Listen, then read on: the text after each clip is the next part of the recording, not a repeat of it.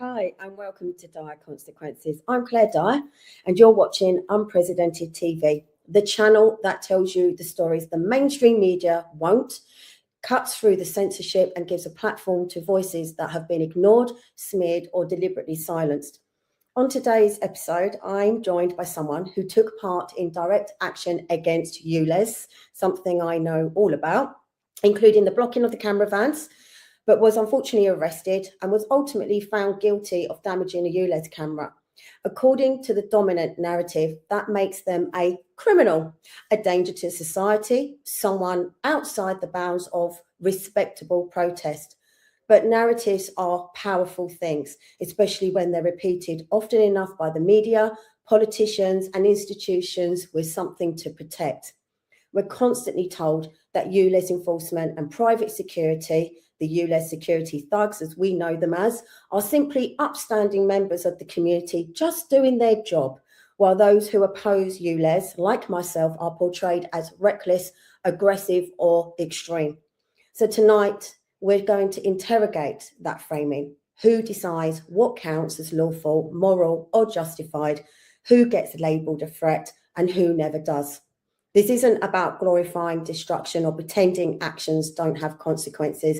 It's about understanding why people reach breaking point, what leads ordinary individuals to resist, and whether the story we're being sold about ULEZ and those who oppose it actually holds up under scrutiny. So I'd like to welcome today Phil, known as Fan Hunter. Good evening, Claire. Hi, how are you? I'm good. How are you?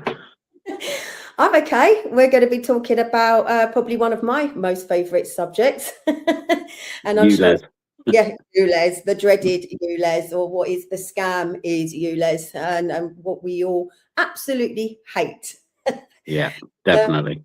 Yeah. And obviously our paths have crossed over the course of time with protests back in the day.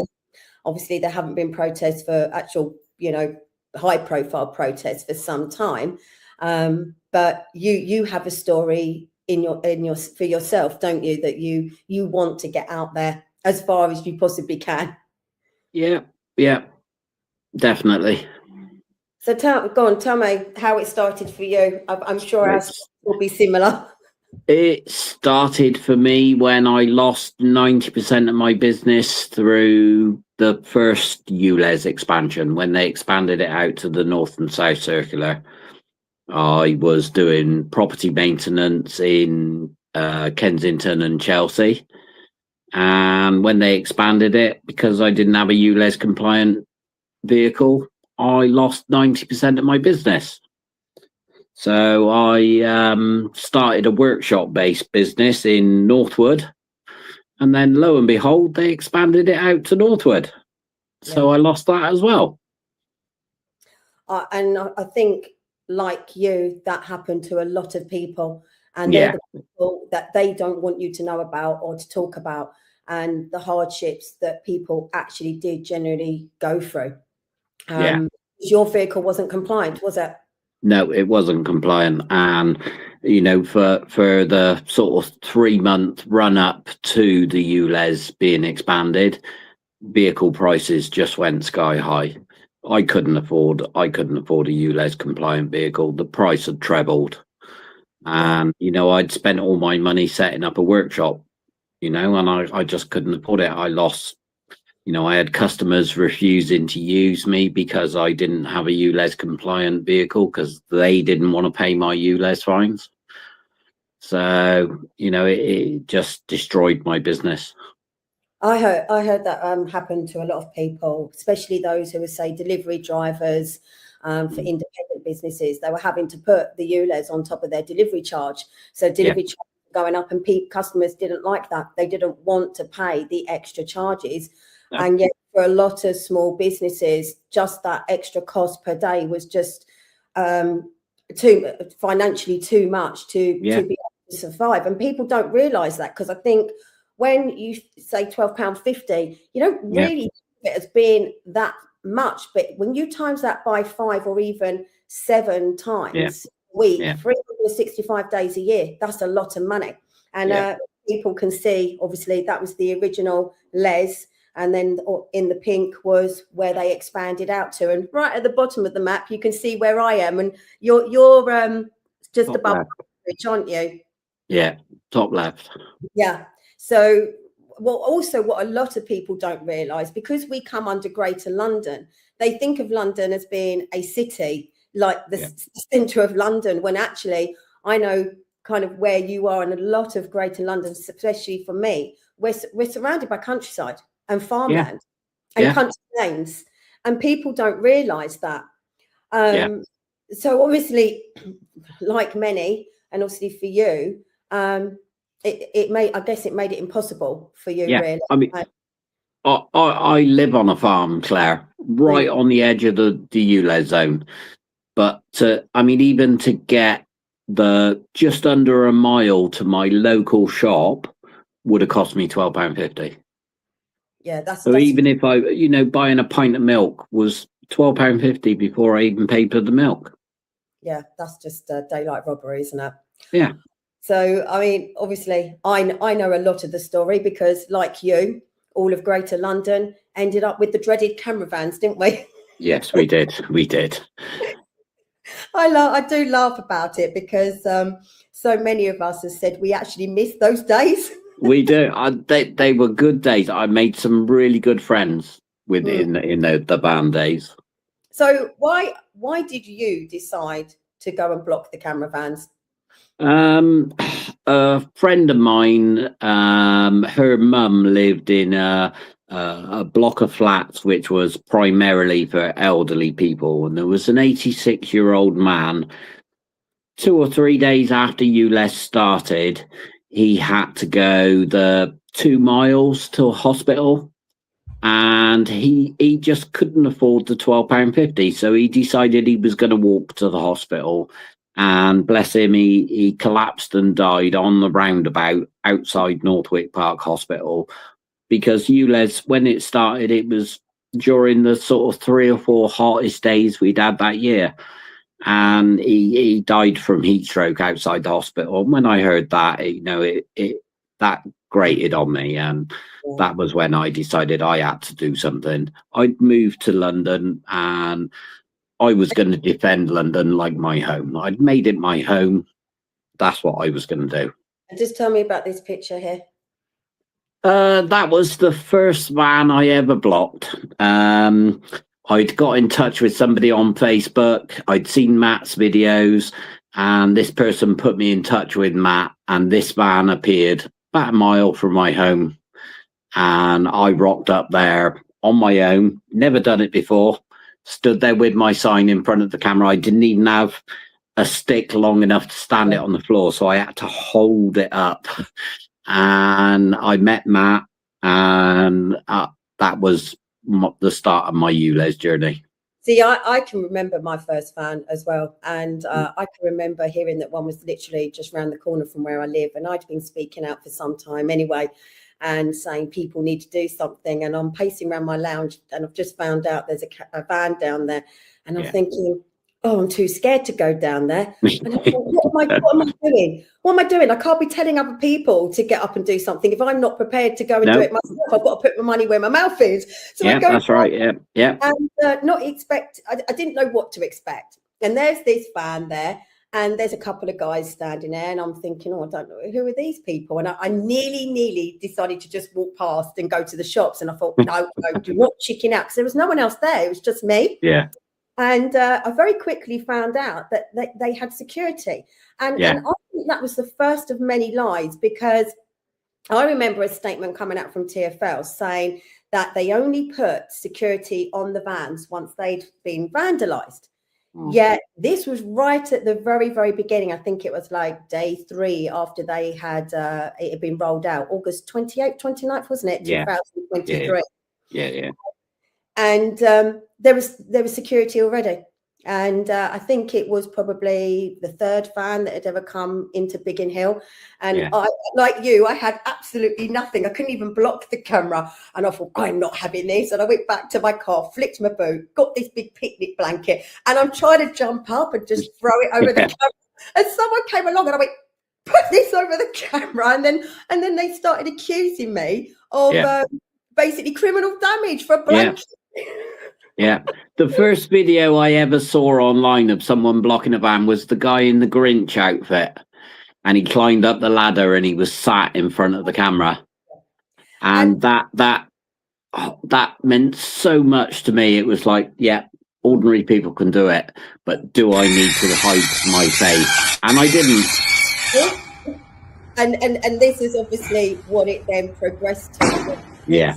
So, you know, we had the camera vans, and there are some very memorable moments which I would say. That apparently is the quickest cut. That one. And how quick is that? 3 seconds from starting the saw to the camera falling. Wow. Oh, are we going to watch it again?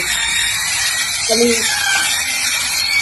back in the day, social media was absolutely flooded with these. It was almost like it was a phenomenon. And, you know, if we mention the vans, you know, there was a narrative created very, very quickly that the people at the vans, like you and me, were dangerous protesters. Yeah. You know, and then moving on to, I mean, how did they even get named? Do you know how the Bladerunners got named? Because I don't. Oh yeah, I think it was the Daily Mail. The Daily Mail did an article on it, and I think they named Bladerunners. So I think that's where it came from. Yeah, and then very quickly it just went viral, didn't it? Yeah, I mean, I upset the security. Security didn't like me. So my mate James. Well, we'd almost call him my mate as well, because I think they hated me as much as they hated you. And this was the thing. They, you know, when they're in a professional position, like they were, you know, as security contracted to TfL, claiming to be TfL representatives, the kind of narrative was that, and the programming was that they, you know, they were above board, they were doing a job. But actually we know different, don't we? Yes, definitely. I mean, definitely. Some of your experiences with the security, because I know that obviously I was harassed and threatened. And for you? So, well, one of them created a fake Facebook page so that he could troll people like you and I. And I received a message saying that I was told to tell the guy in the hat that we're coming for him. So, yeah. Was that sent to you direct via Facebook or something? No, it was sent to one of the other protesters and they forwarded it on to me. I mean, I was known as the guy with the hat, so, you know, it was pretty obvious who it was. Vitali, he didn't like me. He was on Matt's video threatening, he's saying he wasn't working now. I'm going to come and get you. And, you know, I never hid where I didn't hide. I didn't wear a mask. I didn't hide where I lived. My pickup truck was signed written. They had my phone number. Nobody ever direct messaged me, but I got messages through the grapevine saying they were coming for me. I mean, I never liked to use the word protester. I always said campaigner. We had one female campaigner, and they were actually calling her. They were actually outside her house, stalking her in the security cars that accompanied the vans. And the police would do absolutely nothing. And you're talking about Vitali, and he's as one of the security, quite well known. And he actually seriously assaulted somebody, put him in hospital. And he assaulted somebody in Harefield as well, and the police were called, and nothing was ever done about it. And even after the police were investigating this, he was still allowed to work on ULEZ as security. And he actually assaulted one of our female blockers as well by pushing her into the road twice. And the mainstream media don't even want to really know about this. I mean, right at the beginning they did, and they kind of called them ULEZ thugs. But then after that, it was like it just disappeared. It got buried because it didn't suit the narrative. Yeah, the rules didn't apply to them. You know, the SIA license had to be on display. They never displayed it. Still You don't. know, they always used fake names. Occasionally, we found out who they were, their real names, but you know, it was just unbelievable, and they weren't necessary because there was never that threat to anybody there. There was never a threat to anybody that drove the vans. There was never a threat to anybody that installs the cameras. The security were the bugbear. Yeah. So Yeah, I think they antagonized. yeah, They definitely escalated situations rather than de-escalating them. And I've always yeah, felt that there has and still is a narrative that they want to push yeah, because moving on. I mean, you've obviously just recently been found guilty, haven't you, for damaging yeah, ULEZ cameras? yeah. You want to tell me a bit about that? I went out and I burnt the lens on a camera. Well, I say the lens, the plastic lens cover. TFL tried to spin it that I destroyed two cameras, and they put the value at £16,000, which was enough to send it to Crown Court to get a stiffer sentence, you know, and the prosecutor, I had to sit there and listen to the prosecutor saying, well, that, you know, the minimum sentence for this is 4 months, you know, and it was, and I challenged them to prove the value, and they couldn't do it. First time they doubled down and they said, no, it's £16,000 for two cameras. The second time, the judge did say to them, look, you need to provide evidence of this value. And on the third hearing, suddenly the value had changed to £3,000 for two cameras. And their excuse was, we'd got the wrong two cameras. So I don't understand how two cameras at one location could be £16,000, but two cameras at another location were £3,000. And the judge in the end said, no, we're going to take the defendant's value of £2,000 worth of damage. And he dealt with it as a magistrate rather than a Crown Court judge. Do you and he said that, you know, it could have been dealt with at magistrate 6 months before. We'd had 3 Crown Court hearings. And eventually it was down to £2,000. And do you think the judge knew? Because I've heard this I hear this quite a lot because I catch TFL contractors illegally working. They excavate without no permit. It is illegal. They don't have the permission from the council, but because it's TFL, they cannot be fined because they do all the highways. And their excuse every single time to the council is, oh, oops, sorry, it was an error. And that's kind of what they did with the court, wasn't it? They kind of went to the judge and went, oh, sorry, we made a mistake. Do you think they withdrew their original statement? Now, when I say they withdrew it, they completely withdrew it. Even my barrister said to me, it's really odd that they've taken away that original estimate for the value.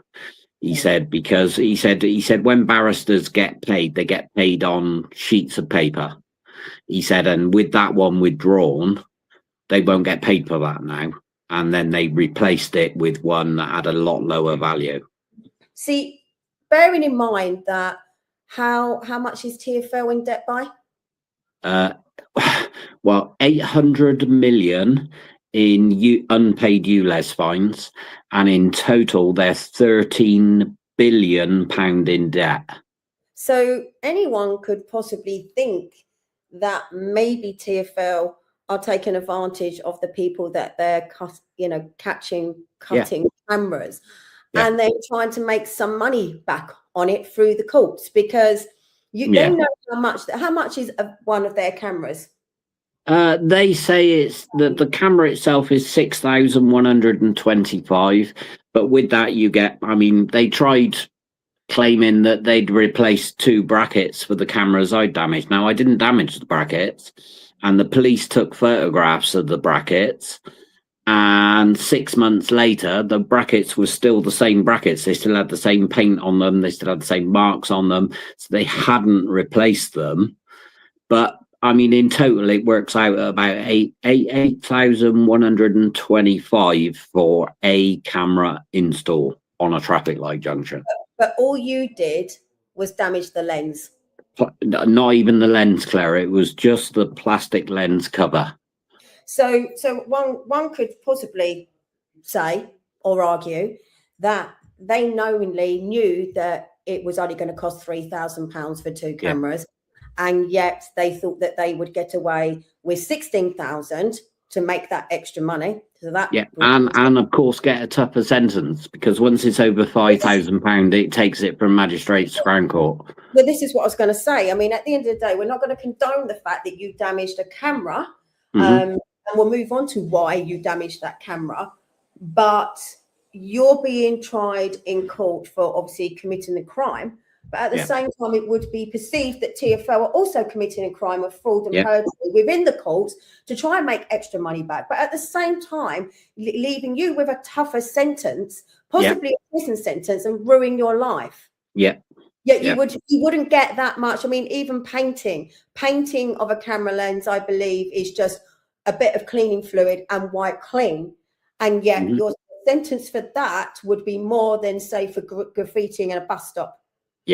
Or a wall or something like that. Yeah, definitely. We are just going to stop there because I have actually got to go to an advert where we will be seeing another one of our shows, which is Tim Scott Uncancelled.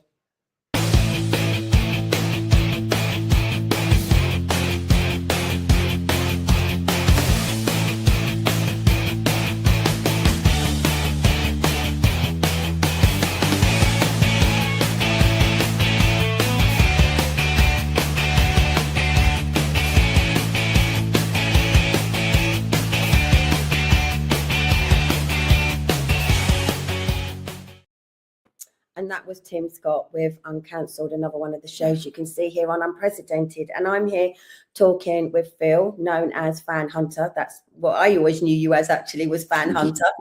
I became Fan Hunter, Phil, very quickly. When I met Matt said, get on TikTok.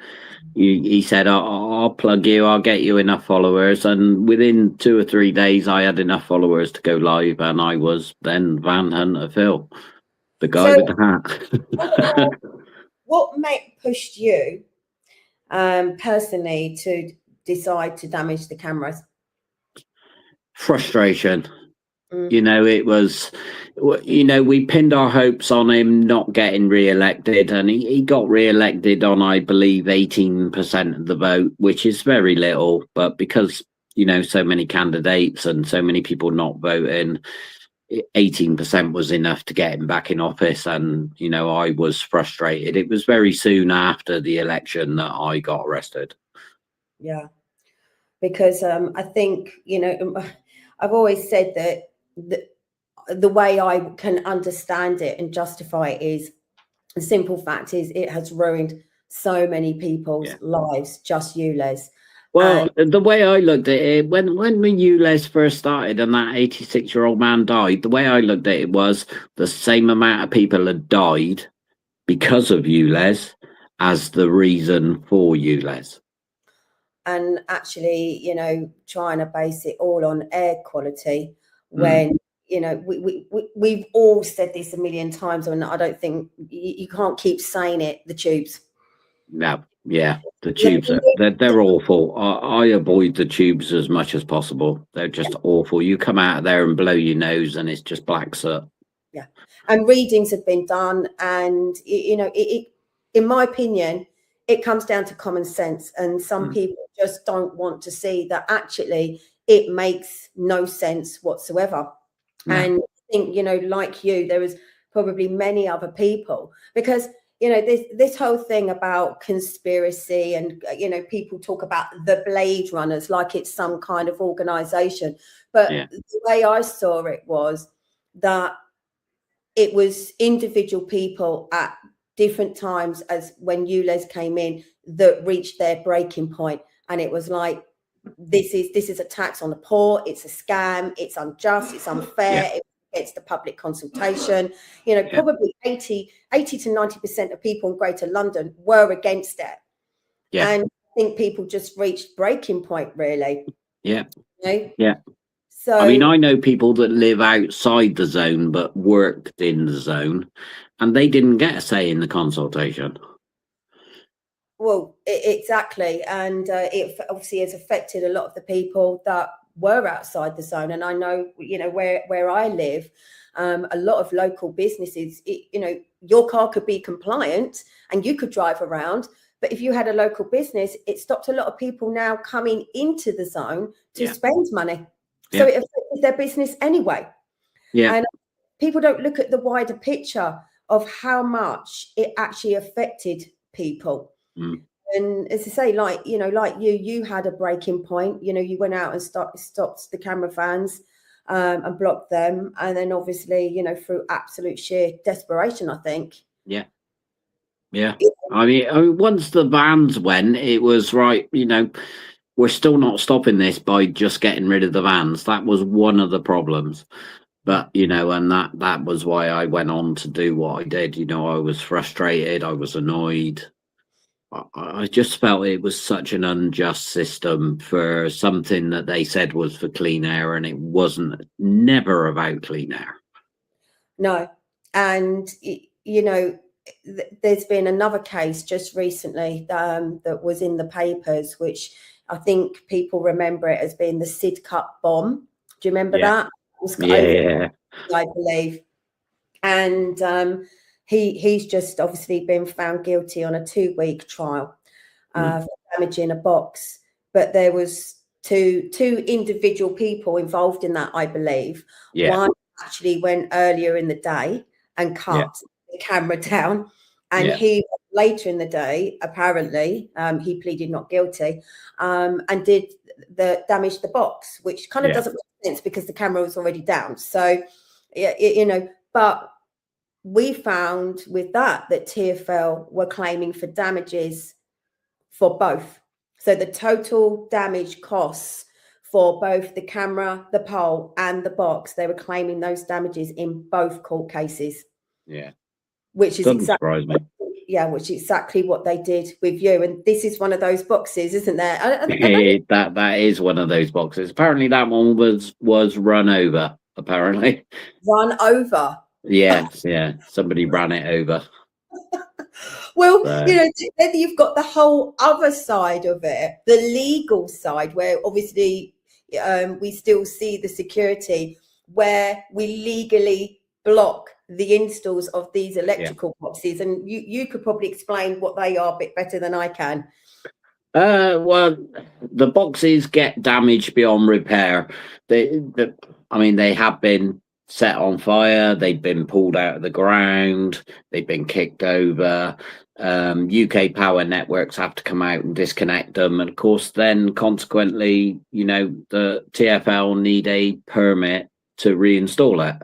Yeah. And I'm quite happy to admit I'm one of the ones that will go and sit at that box all day and stop them installing it again.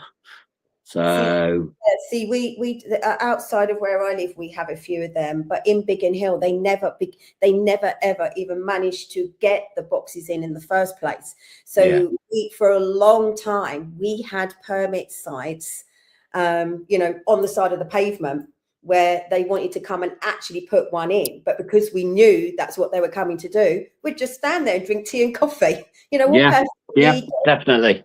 Yeah. And it's been a combination of both, really, hasn't it? That I think has kind of kept it at bay. Because how many cameras have you actually got in and around your area? A lot less than there should be. I mean, Harefield is completely ULEZ free. Right. So that's a good result. There should be 9 cameras in Harefield, and there's none. There's no signs, no cameras. I can get from my home to the A40 without going through any ULEZ cameras. Wow, that's kind of similar to what it's like down here, and that's actually most of that now. It's legal, isn't it? I mean, we regularly have the police out to us. I mean, I've seen 3 police cars come out to me, sat at the box, stopping them installing. You know, and it's I was frustrated one day because I know of a 90-year-old man who'd rung the police. People said and no. told them that he thought someone was trying to break into his house, and it took them 48 hours to turn up. Said no. I think this is one of these videos playing of a camera. No. I think this is one of your videos that you took, actually. Yeah. Of a camera down. Well, what was it you were actually saying there? Well, Mr. Mayor. I was just saying that Sadiq Khan. For you in Hillingdon. People don't like it in Hillingdon. People said no. You did it anyway. Oh well. People are still saying no. I think that was a clear message. Yeah. So that was just down the road from me. So. Well, that's the thing. The people did say no, and they went against the public consultation, which, you know, it kind of makes you feel, do we actually even live in a democracy anymore? Yeah. I mean, the people said no, and he did it anyway. You know, what was the point in the consultation? He bought the cameras before he did the consultation, Claire. Yeah. Yeah. And I believe actually all he did was just implement it, but it goes back to the Conservatives and it goes back to Boris Johnson. Yeah, but Boris Johnson didn't implement it. You know, he looked at it, but Sadiq Khan, and then he expanded it.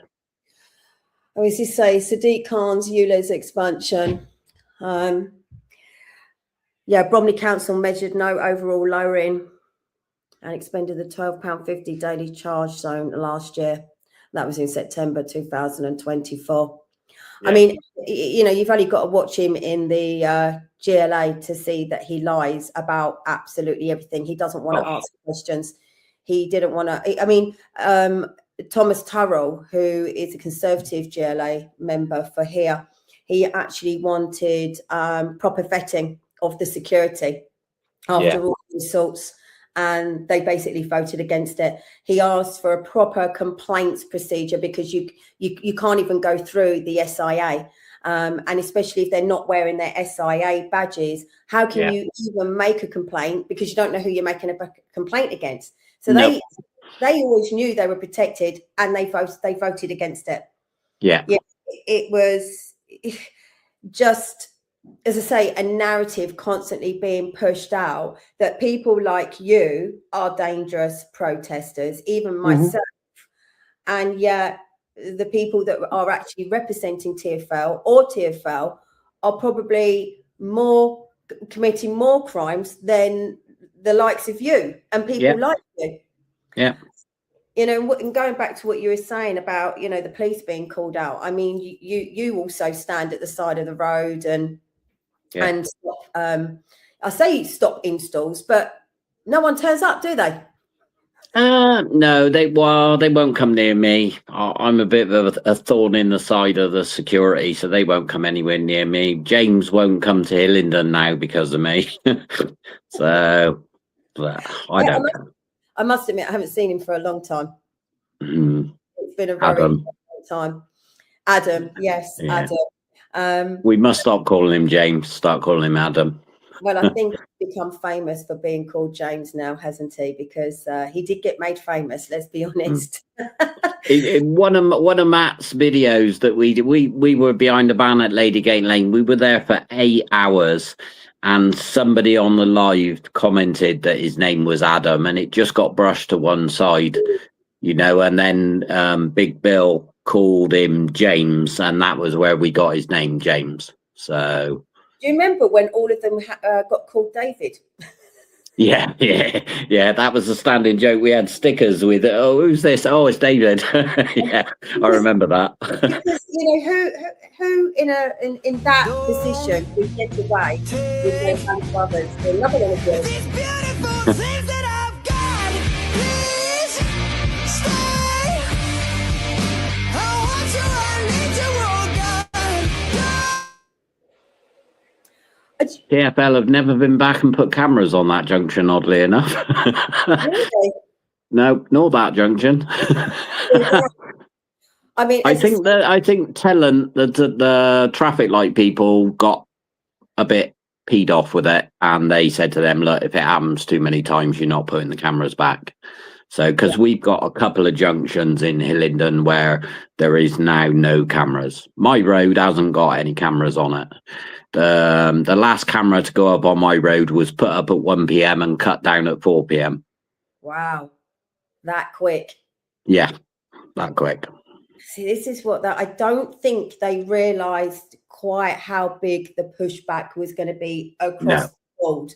You know, between Bladerunners, you know, just people going out and cutting them, between people obviously blocking the camera vans, to people stopping the installs of freestanding cameras going in, which is completely legal. And we're 2.5 years down the line. I don't know anything that's had quite a bigger pushback in such direct action. No. Do you? No, I've never seen anything like it. And from the bottom of my heart, Claire, I'm not giving up. Yeah. Yeah. I mean, that's the back of my pickup truck, that picture. That was the sign I did when I first started in ULEZ. The police told me to take that down. And I said, are you telling me to? He said, I'm asking you to. So they made me take it off. Really? Yeah. Were you actually breaking the law there or something? He said if somebody takes offence to it, it then becomes a criminal offence. Right. So, and I said, has anybody complained about it? And he said, no, but they could. It's funny, isn't it? Because the response from police is quite mixed. I mean, I see the police all the time because, as we know, you know, standing on the side of the road, it's local residents, by the way, in those areas, standing by the side of the road, drinking tea and coffee on a pavement, don't see anyone. Sometimes you might see security, but what you will see is security will call police, get police attend. And as you were saying earlier, you know, we see it all the time, the constant wasting of police time. Yeah. When crime rates going up, you know, other things they could be investigating. So that's angering the public. But also when they turn up, the response is generally quite good, isn't it? I mean, you had an experience with the police, wasn't it, where they were kind of thanking you, I think, weren't they?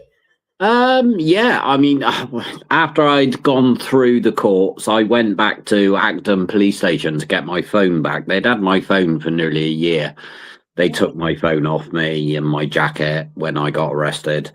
When the guy gave me my phone back, the policeman said to me, he said, you did well. And I said, what do you mean? And he said, all I'm going to say is you did well. Yeah. And that was a serving policeman at Acton police station. Wow.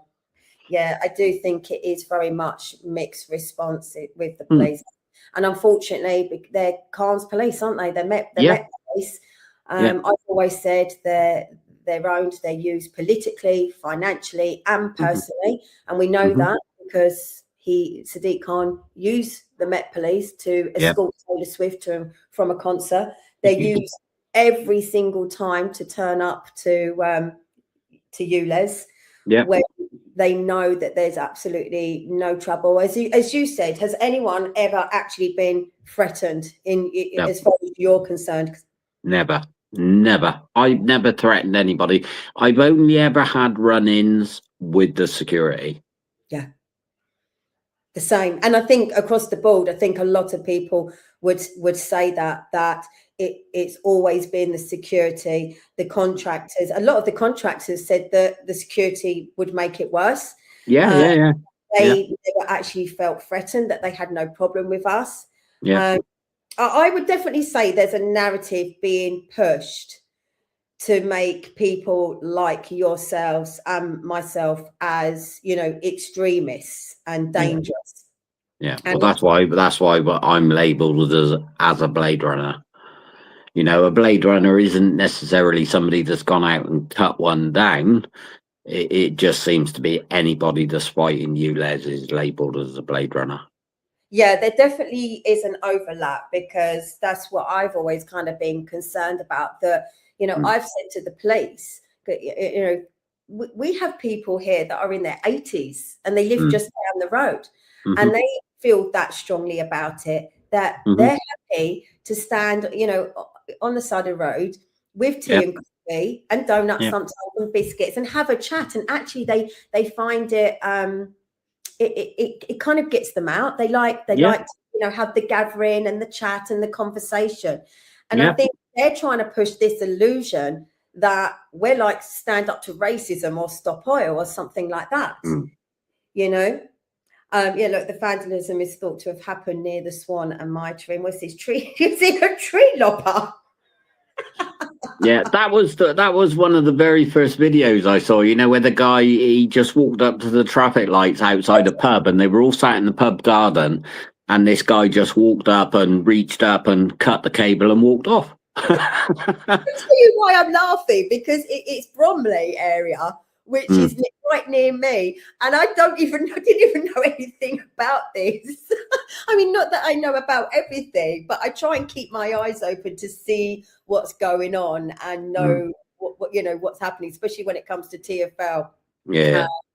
You know, because I would say that out of the two, they're probably the biggest criminals, you know, and and I think people don't realise as well that ULEZ, you know, with the 20-mile-an-hour speed limits, LTNs, and all of that. I mean, how often do you start to venture into London a bit just to see how difficult it is to drive around?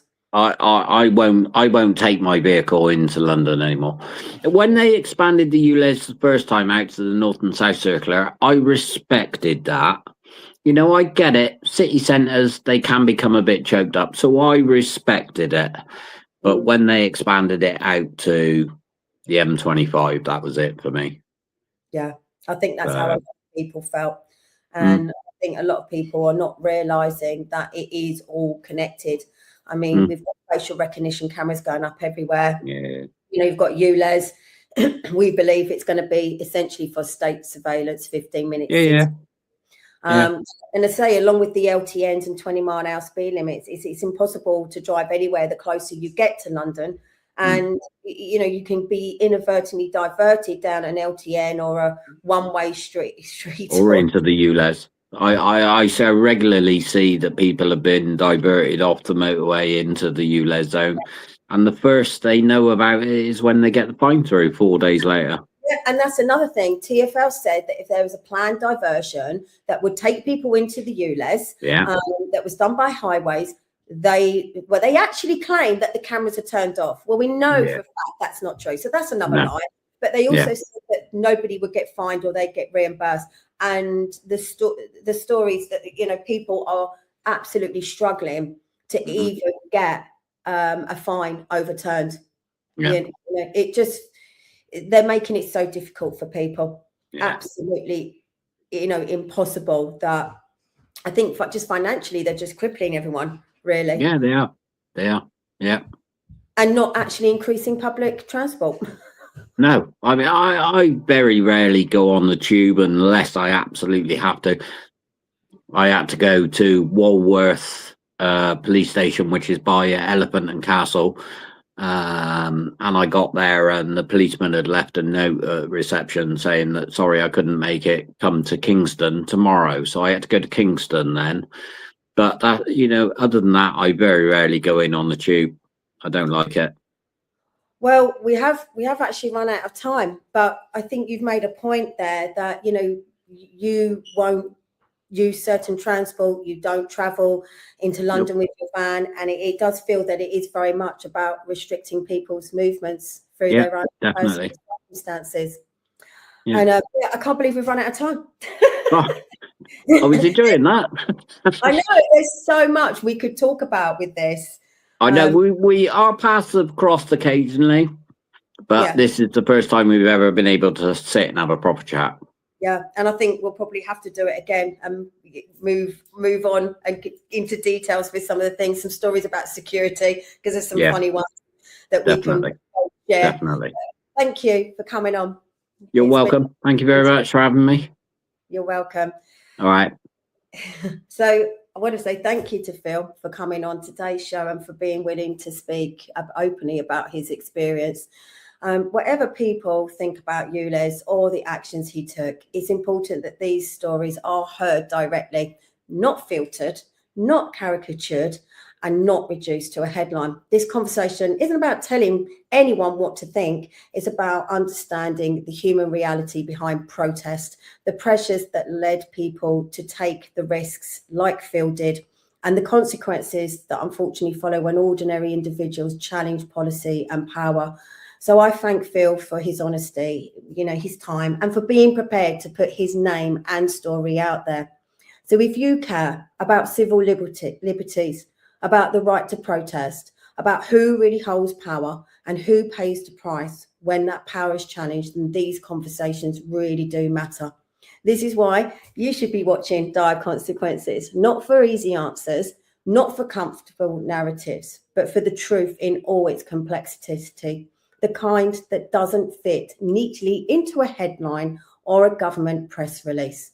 And more importantly, make sure you like, follow, and subscribe to Unprecedented TV, because the only way we can continue to bring you the stories that they don't want you to hear, the voices they would rather silence, and the information they hope you never question is with your support. So please do follow us. Thank you. And I'm Claire Dyer, and this is Dire Consequences.